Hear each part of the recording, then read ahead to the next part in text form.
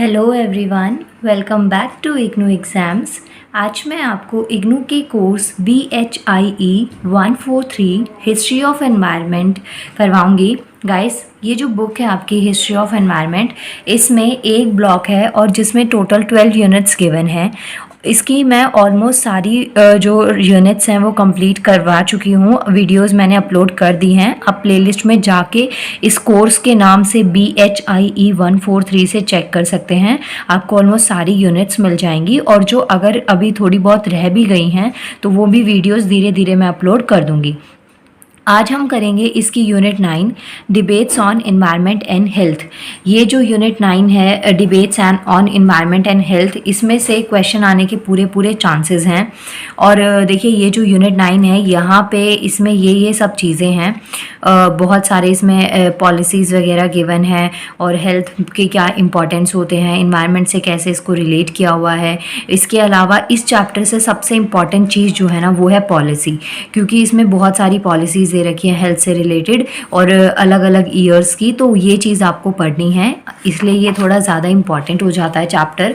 इसमें सबसे पहले क्वेश्चन स्टार्ट करने से पहले चेक योर प्रोग्रेस मैं आपको करवाऊंगी, लेकिन उससे पहले थोड़ा सा मैं आपको इंट्रो दे दूं। होता क्या है, देखिए, हेल्थ क्या है? एक स्टेट है of complete physical, mental and social wellbeing. Physical मतलब कि आप जैसे दिखते हैं उस अकॉर्डिंग कहीं आपको लगी हुई है या किस तरीके से, ये फिजिकल होता है। मेंटल मतलब आपका माइंडसेट और कितना आप स्ट्रांग है। सोशल वेलबींग की आपका जो इंटरेक्शन है लोगों के साथ में, ये सब चीज़ें इनमें इन्वॉल्व होती हैं। Now and not merely the absence of disease और इन्फर्मिटी, मतलब कि एक्चुअल में जो हेल्थ है उसको डिफ़ाइन कैसे किया गया है, फिजिकल, मेंटल, सोशल, उसके साथ साथ कोई भी जो डिजीज़ हैं या फिर कुछ ऐसी जानलेवा बीमारियां होती हैं उन सब की एब्सेंस आपकी बॉडी में है, तो ये चीज़ें हेल्थ में काउंट करी जाती हैं। ये जो स्टेटमेंट है किसने दी है? Constitution of the World Health organisation.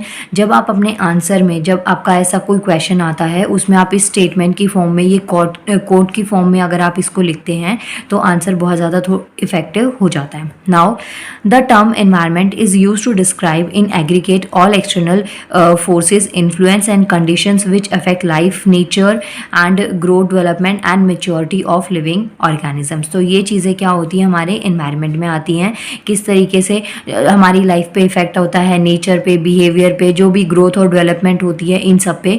इसका एक बेसिक एग्जांपल मैं आपको देती हूँ। मानिए कहीं पे नेचुरल डिजास्टर या कोई न्यूक्लियर अटैक हो जाता है तो वहाँ पे काफ़ी जनरेशन्स में उनके सिम्टम्स आपको देखने को मिलते हैं। नाउ नेक्स्ट है, health means more than an absence of disease is recognised in WHO। Health जो है ना वो एब्सेंस ऑफ डिजीज है, उसके अलावा भी बहुत उसकी डेफिनेशंस हैं। WHO वर्ल्ड हेल्थ ऑर्गेनाइजेशन ने इनकी डेफिनेशन दी थी। Health is only possible where resources are available to meet human needs. मतलब कि हेल्थ कब है, जब आप अपनी हेल्थ पे ध्यान कब दे सकते हैं, जब आपके पास में सारे बेसिक रिसोर्सेज हैं, और सबसे इंपॉर्टेंट चीज़ है कि जब आप उनको अफोर्ड कर सकते हैं। अगर आप उनको अफोर्ड नहीं कर सकते तो कितने भी हेल्थ रिसोर्सेज हो वो आपके किसी भी यूज में नहीं होंगे। इसके बाद में meet human needs and where living and working environment is protected from life threatening and health threatening pollutant। और जो environment है उसको, उसका जो protection है, मतलब कि बहुत सारा pollution है, बहुत सारे pollutants हैं, pathogens है। देखिए, सबसे पहले तो pathogens को एक बार मैं बता दूं। pathogens क्या होते हैं? ऐसे organism जो कि disease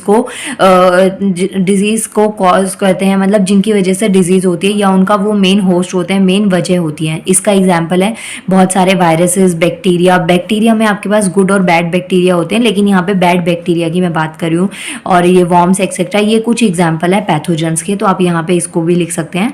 एंड कुछ फिजिकल हैजार्ड्स होते हैं, मतलब कि कोई भी जो इंडस्ट्रियल वेस्ट है या फिर कोई फिजिकल एक्टिविटी है जिसका आपकी हेल्थ के ऊपर साइड इफेक्ट आया है, जैसे कि नॉइज़ बहुत ज़्यादा हो जाती है, ये सब चीज़ें इसमें कैलकुलेट करी जाती हैं। Health also include sense of well being and security. तो ये हेल्थ की दो डेफिनेशन थी, यहाँ पे इन्वायरमेंट का था। आप इसको जो भी आपका आंसर आएगा उसमें आप इन सब चीज़ों को ऐड ऑन कर सकते हैं। नाउ इंट्रो के बाद में अब हम करेंगे check your progress exercise question number 1। देखिए यहाँ पे आपके पास में क्वेश्चन नंबर 1 गिवन है, when was Alma Ata a conference held. तो ये क्वेश्चन में सिर्फ आपसे ना ईयर पूछा गया है। यहाँ पे इसका जो ईयर है वो है 1978 और ये आप डिफाइन कर सकते हैं 6 to 12 सितंबर में ये जो कॉन्फ्रेंस ये हुई थी 1978 में। लेकिन इसके बारे में थोड़े बहुत पॉइंट्स और मैंने पीछे मार्क करे हुए हैं, सो एक बार वो देख लेते हैं, उसके बाद में हम इसका सेकेंड क्वेश्चन करेंगे। नाउ आपके पास में जो फर्स्ट क्वेश्चन है इसका ईयर मैंने आपको बता दिया, डेट बता दी। इसके बारे में कुछ और पॉइंट्स आप मार्क कर सकते हैं ताकि अगर क्वेश्चन शॉर्ट नोट में आ जाए तो आप इसको लिख पाएँ। ये है पेज नंबर 151। यहाँ पे देखते हैं पेज नंबर 151 पे देखिए। नाउ ये रहा आपके पास में इसका आंसर। देखिए इसका ना पूरा कंप्लीट पैराग्राफ गिवन है। Elma Etah declaration, it was the first international declaration mentioning importance of primary health care. मतलब कि जो प्राइमरी हेल्थ केयर होती है उसकी जो इम्पोर्टेंस है इस डिक्लेरेशन के अंदर बताई गई थी। और जो कंसेप्ट है universal health care UHC was developed at the landmark of Elma Etah conference in 1978। तो मतलब ये जो कॉन्फ्रेंस हुई थी 1978 में, इसका जो मेन जो कंसेप्ट था या जिस चीज़ के ऊपर बेस थी वो थी यूनिवर्सल हेल्थ केयर UHC। और इसमें देखिए बहुत सारी कंट्रीज़ थी उस टाइम पे, वर्ल्ड की बहुत सारी कंट्रीज़ इसमें इंक्लूड थी जिन्होंने ये जो रिजॉल्व था इसके लिए हेल्थ फॉर ऑल ये जो टैग था इसमें इन सब का बहुत ज़्यादा कंट्रीब्यूशन था। जो ये कॉन्फ्रेंस हुई थी 1978 में, इसका जो मेन फोकस था वो ये कि जितनी भी बेसिक हेल्थ केयर होती हैं उनको स्ट्रेंथ मिले, मतलब उनके ऊपर जल्दी से जल्दी एक्शन लिया जाए जो भी इन्होंने इनिशिएटिव स्टार्ट किए थे, प्लस उसको एग्जीक्यूट किया जाए। मतलब कि जो भी आपने पेपर पेन पे जितने भी रूल्स लिखे थे या फिर जो भी प्लान्स एक्शंस लिखे थे उन सबको जल्दी ही फोर्स में लाया जाए, एक्शन में लाया जाए। तो ये इस पूरे इसका मेन मोटो था। Now world especially in Third World War, developing countries within a framework of new international order. It was indeed first step in internationalization of the issue. तो ये जो मीटिंग थी या जो हेल्थ केयर का ये declaration था ये एक फर्स्ट इनिशिएटिव था पूरे आफ्टर वर्ल्ड वॉर। नाउ यहाँ पे मैंने इसको और अच्छे से एक बार लिखा हुआ है, declaration of Alma Etah कॉन्स्पोज्ड by the WHO।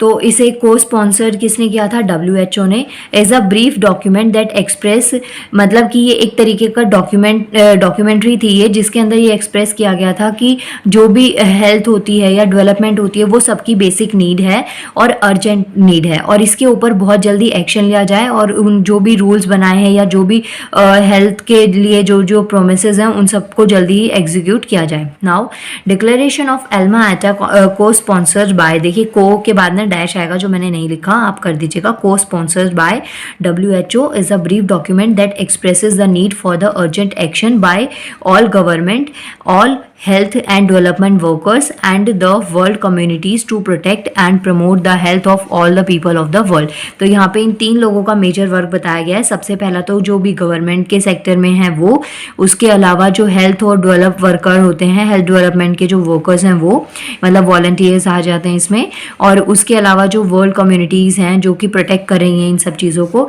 ये सबका बहुत जल्दी इसमें रोल बोला गया था। नाउ अब देखते हैं, ये तो फर्स्ट क्वेश्चन हो गया, इसमें इतने पॉइंट्स इनफ है। वैसे क्वेश्चन में इतना पूछा नहीं गया है लेकिन फिर भी आपको ये चीज़ें नॉलेज में होनी चाहिए। Now the second question is describe evolutionary phases of health care systems in India. मतलब कि जो जैसे जैसे हेल्थ केयर पे वर्क स्टार्ट हुआ तो उसमें क्या क्या फेजेस आए और क्या उनकी इंपॉर्टेंस थी, आपको देना है इसका आंसर पेज नंबर 151 और पेज नंबर 152 पे मैंने इसका आंसर अंडरलाइन किया हुआ है। तो सबसे पहले देखते हैं page number 151। Now page number 151 पे देखिए ये रहा इंडियन हेल्थ सिस्टम, इसके ऊपर डिबेट दे रखी है। इंडियन हेल्थ सिस्टम हेडिंग है। सबसे पहली चीज़ जो करंट हेल्थ केयर स्ट्रक्चर है उसमें बहुत सारी जो मतलब हिस्ट्री से ये चीज़ें चली आ रही है और उन सबका मेजर रोल रहा है, क्योंकि आप हिस्ट्री को अवॉइड नहीं कर सकते, उनसे आपको बहुत ज़्यादा चीज़ें सीखने को मिले कि क्या किस तरीके के स्टेप्स लिए गए थे। जो कि जैसे अभी आज की डेट में अगर कोई बड़े डिजीज़ होती है, जैसे पैंडमिक कुछ होता है, लाइक अभी कोविड का जो टाइम था, तो इस टाइम पे ना आपने बहुत सारी ऐसी डिजीज़ का सुना होगा जो पहले भी आपने सुनी थी, हिस्ट्री में भी, जिन्होंने काफ़ी डैमेज लाइफ और इकोनॉमी को डैमेज किया था। तो इस तरीके से ये जो डिजीज़ है उनको भी रिलेट किया जाता है कि अगर एक पर्टिकुलर एरा में ऐसी डिजीज़ आई थी तो क्या लोगों के द्वारा स्टेप्स लिए गए थे और उसका क्या साइड इफ़ेक्ट रहा था, और वो चीज़ें हमें इसलिए बताई जाती है ताकि अभी जो टाइम आए तो उसमें हम उन चीज़ों से कॉप अप कर पाएँ और इतना लॉस इकोनॉमी का ना हो जितना पहले हुआ था। नाउ हेल्थ केयर सिस्टम जो है, इंडिया का जो हेल्थ केयर सिस्टम है उसको इनिशियली 3 फेजेस में डिवाइड किया गया है। फर्स्ट वन है इनिशियल फेज, सेकंड वन है सेकंड फेज। तो सबसे पहले इनिशियल फेज की बात करते हैं। ये कब स्टार्ट हुआ था? 1947 से 1983 में, जिसके अंदर जो हेल्थ की जो पॉलिसीज़ हैं वो 2 प्रिंसिपल्स के ऊपर बेस्ड थी। सबसे पहला, no one can be refuse from health facility inability to afford treatment, and second one is the concern state was responsible for the health care of people. देखिए, सबसे पहले जो हेल्थ सिस्टम है उसका इनिशियल फेज था, start हुआ था 1947 से 1983 तक। इसमें 2 मेजर प्रिंसिपल्स पे वर्क किया गया था। पहली चीज़ तो हेल्थ की जो फैसिलिटीज़ हैं, जो भी हेल्थ केयर की चीज़ें हैं वो सबके लिए इक्वल होनी चाहिए। जो अफोर्ड कर सकते हैं उनके लिए भी, और जो अफोर्ड नहीं कर सकते उनको गवर्नमेंट अफोर्ड करवाए। तो ये सबके लिए इंपॉर्टेंट है, मैंडेटरी है। दूसरी चीज़ ये बोली गई थी कि जो भी स्टेट वाइज है ना, उनका कंसर्न होना चाहिए अपने आसपास के लोगों की या अपने स्टेट के लोगों की हेल्थ की रिस्पॉन्सिबिलिटी उनको लेनी पड़ेगी। और ये स्टेप इसीलिए लिया गया था क्योंकि सब जो ट्रीटमेंट है उसको अफोर्ड नहीं कर सकते थे। तो हर एक सोसाइटी के मतलब सोसाइटी के हर एक ग्रुप और कम्युनिटी को ये चीज़ हेल्थ फैसिलिटीज़ इक्वल मिले, इसका ध्यान यहाँ इनिशियल फेज में रखा गया था। इनिशियल फेज के बाद में आता है सेकंड फेज। तो ये कब स्टार्ट हुआ था? इसमें एक पॉलिसी आई थी, नेशनल हेल्थ पॉलिसी NHP। ये भी 1983 में आई थी, क्योंकि देखिए इनिशियल फेज जैसे ही खत्म हुआ 1983 में, यहाँ से सेकंड फेज स्टार्ट हो गया था 1983 में। यहाँ पे policy I, national health policy. It brought out importance of private initiatives in health care facilities. तो इस जो सेकेंड फेज था, इसमें जो भी प्राइवेट सेक्टर था उनके जो भी इनिशिएटिव्स थे, जो स्टेप्स उन्होंने लिए हेल्थ केयर फैसिलिटीज़ को बढ़ाने के लिए, उसमें इम्प्रूवमेंट लाने के लिए, इन सब का जिक्र किया गया था। Along with that, publicly funded health care system was expanded to provide basic health facilities in rural parts of India. जैसे आज की डेट में हमारी जो गवर्नमेंट है हमसे टैक्स लेती है और बहुत तरीके के टैक्स होते हैं, लेकिन आपको पता है कि वो जो टैक्स होता है जो गवर्नमेंट हमसे कलेक्ट करती है उसको हमारे लिए यूज़ किया जाता है। वो बात अलग है कि करप्शन बहुत ज़्यादा है, इसमें नो डाउट, लेकिन वो टैक्स लेने का पर्पस यही होता है कि जो भी हमारी बेसिक नीड्स हैं, जैसे रोड्स वगैरह की कनेक्टिविटी हो गई, या जो हेल्थ केयर सिस्टम में हर कोई प्राइवेट में अभी अफोर्ड नहीं कर सकता, तो गवर्नमेंट सेक्टर में भी उस चीज़ को आगे बढ़ाया जाए। तो इन सब में क्या चाहिए होता है? फंड चाहिए होता है। तो ये सब चीज़ें जो रूरल पार्ट से, मतलब गाँव वाला जो रूरल एरिया था, वहाँ पे इस सब में बहुत ज़्यादा वर्क किया गया था। इसके बाद में सेकंड फेज के बाद में आगे आता है नेक्स्ट फेज।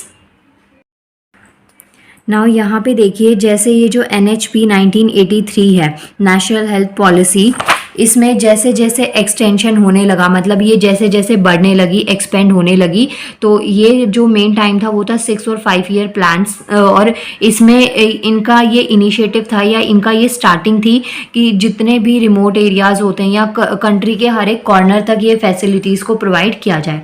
तो यहाँ पे 2 नई चीज़ें हैं। सबसे पहली चीज़ तो ये आता है रिमोट एरिया। क्या होता है? पहले यहाँ पे देखिए, रिमोट एरिया कौन सा होता है? ऐसी एरिया या ऐसा पार्ट किसी भी कंट्री, स्टेट का, जहाँ पे ज़्यादातर लोग रहते हैं, लेकिन मतलब ज़्यादातर लोग नहीं रहते हैं और उनके पास में ना ज़्यादा कनेक्टिविटी नहीं होती। अगर लोग वहाँ रह रहे हैं तो उनके पास में ज़्यादा कनेक्टिविटीज़ नहीं है, बहुत ज़्यादा दूर है वो, और वहाँ पे किसी भी तरीके की कनेक्टिविटी की शॉर्टेज है, और वहाँ पे जो हेल्थ फैसिलिटीज़ हैं या जो भी गवर्नमेंट के इनिशिएटिव्स हैं उन तक उनका पहुँचना वहाँ पे थोड़ा डिफ़िकल्ट हो जाता है। तो ऐसे एरियाज़ में स्पेशली वर्क किया गया था। Now post 2000 third phase. Now अभी देखिए, पहले इनिशियल फेज था, फिर सेकंड फेज आया, अब आता है थर्ड फेज। तो इसमें जो विटनेस थे वो क्या चीज़ है? पैराडाइम। देखिए, पैराडाइम का मतलब क्या होता है? एक टिपिकल एग्जाम्पल है शिफ्ट इन हेल्थ सेक्टर। इसका मतलब ये है कि थर्ड फेज तक आते आते हेल्थ सेक्टर में बहुत ज़्यादा इंप्रूवमेंट आपको देखने को मिला था। नाउ जो हेल्थ सेक्टर है, यहाँ पे emphasises was given to pool in private sector resources to attain public health goals. Relaxation in insurance sector led to the expansion in health financing facilities, and finally state became a financier for health services rather than being a provider. इसका मतलब ये है कि जैसे जैसे time बढ़ता गया, phases आगे बढ़ते गए, लोगों में ना एक तरीके की जागरूकता आई अपनी हेल्थ के लिए, और अभी आपने ये चीज़ें सुनी भी होगी कि हेल्थ इंश्योरेंस ना बहुत सारे लोग करवाते हैं, तो ये सब चीज़ों की इम्प्रूवमेंट यहाँ पे फेजेस में आपको देखने को मिली थी। इन शॉर्ट ये जो तीनों फेजेज हैं आपके, इनकी स्टार्टिंग इससे हुई है कि बिल्कुल बेसिक नीड से सब लोग उसको अफोर्ड करें, और इसका इनिशिएटिव ये जो स्टार्ट करना है ये स्टेट वाइज हो, मतलब कि हर एक स्टेट अपने अपनी कंट्री अपनी अपनी एरिया के लोगों को ये देखें, वहाँ से लेके टिल हम लोग जो है हेल्थ सर्विसेज के प्रोवाइडर बने, और हमने किस तरीके से जो भी हेल्थ से रिलेटेड बेनिफिशियल्स होते हैं उनको फाइनेंस करने का सोचा, या किस तरीके से उसमें आगे स्टेप्स बढ़ाए। तो ये सारे स्टेजेस आप यहाँ पे लिखेंगे, किस तरीके से इसमें बदलाव आया और वो कितना अच्छा चेंज था लोगों में भी। और दूसरी चीज़, जैसे जैसे इनिशिएटिव्स बढ़ते चले गए, लोगों में इस चीज़ की जो इंपॉर्टेंस है और जागरूकता है, अवेयरनेस, वो बढ़ती चली गई। और आज का जो टाइम है, जैसे कोविड के टाइम पे आपने देखा हमने कितना कुछ फेस किया, उसके बाद में आजकल एक छोटे बच्चे से भी आप पूछेंगे ना, जिसे मतलब थोड़ी नॉलेज है, आप उनसे देखिए और बड़ों तक सब लोग अपनी हेल्थ को, इम्यूनिटी को लेके काफ़ी ज़्यादा मेच्योर और सीरियस हो गए हैं। इसके बाद में चेक योर प्रोग्रेस एक्सरसाइज का लास्ट क्वेश्चन आता है, what was primary goal of NHP 1983। So NHP जो है ये क्या थी, नेशनल हेल्थ पॉलिसी थी। सेकंड फेज में ये आई थी जब हेल्थ की बात करी थी हमने यहाँ पे, मैंने अभी आपको प्रीवियस क्वेश्चन में समझाई थी ये चीज़ 1983। तो इसके कुछ प्रीवियस गोल बोले हुए हैं। तो जब भी गाइज आपके पास में ऐसे पॉलिसीज़ वगैरह का आए इससे नेशनल हेल्थ से रिलेटेड, तो उसका एक जो गोल था, मोटो था, वो ये था कि हेल्थ फॉर ऑल, सबके लिए, by 2000 was primary goal of NHP 1983। तो ये जो पॉलिसी 1983 में आई थी, इसमें 2000 तक इसका प्राइमरी गोल जो था वो यही था, हेल्थ फॉर ऑल। और इसके अलावा इसमें कुछ और पॉइंट्स भी कर सकते हैं कि मतलब इसमें हेल्थ से रिलेटेड बात थी, फैमिली प्लानिंग हो गई, और जितने भी हेल्थ वर्कर्स होते हैं उनकी ट्रेनिंग, ड्यूटीज़, रिस्पॉन्सिबिलिटीज़ उनको समझाया गया, लोगों में अवेयरनेस स्प्रेड करी गई कि किस तरीके से हेल्थ के बेनिफिट्स हैं, डाइट वगैरह, ये सब चीज़ें इसमें बात करी गई थी। नाउ नेक्स्ट, जैसे और एक और चीज़ जो सबसे इंपॉर्टेंट इन्होंने समझाई कि अगर आपको थोड़ा बहुत कुछ भी होता है तो आप उसका चेकअप करवाइए, क्योंकि बीमारी को हम जब बढ़ाते हैं ना तो वो कंट्रोल में नहीं आती है। तो ये सब चीज़ें यहाँ पे समझाया, और डेथ रेट को कहीं ना कहीं उस पर कम किया गया। Now, NHP 1983 talked about a cost that people can afford। इसमें इस पॉलिसी में जो भी मेडिकल फैसिलिटीज थी, मेडिकल सर्विसेज थी, उनकी उन कॉस्ट की बात करी गई जो लोग इजीली अफोर्ड कर सकते थे। और उसके अलावा जैसे कि बहुत सारी फ्री फैसिलिटीज़ हैं या फिर जिनके बजट से बाहर थी, उन सब चीज़ों पे, उन सब के लिए इनिशिएटिव स्टार्ट किए गए और उसके ऊपर काफ़ी वर्क किया गया था। सो इस क्वेश्चन के साथ में चेक योर प्रोग्रेस का क्वेश्चन नंबर 3 भी आपका कंप्लीट हो गया है। ये चेक योर प्रोग्रेस एक्सरसाइज थी। इसके बाद में गाइज हम करेंगे नेक्स्ट वीडियो में check your progress exercise 2। Now अगर किसी ने चैनल को सब्सक्राइब नहीं किया है और नए हैं, देख रहे हैं, तो प्लीज़ वीडियो को लाइक कर देना और चैनल को सब्सक्राइब भी। And thank you so much. Now मिलते हैं नेक्स्ट वीडियो में यूनिट 9 का नेक्स्ट पार्ट। Thank you.